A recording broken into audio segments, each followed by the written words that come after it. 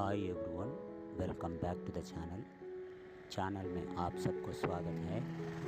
आज हम इस वीडियो में देख रहा है ये सिरपुर तालुका का टमाटर का खेती का वीडियो है।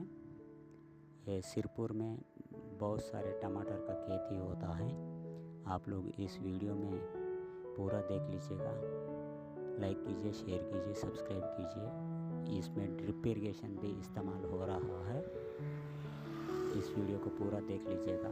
Thank you for watching, thank you so much.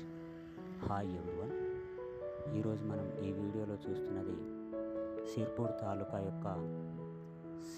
తాలూకా మహారాష్ట్రలో ఉంటుంది। ఇది టమాటా తోట। ఇందులో డ్రిప్ ఇరిగేషన్ కూడా ఉపయోగించడం జరిగింది। ఈ వీడియోని మీరు పూర్తిగా చూడండి, లైక్ చేయండి, షేర్ చేయండి, సబ్స్క్రైబ్ చేయండి। మరిన్ని వీడియోలతో మళ్ళీ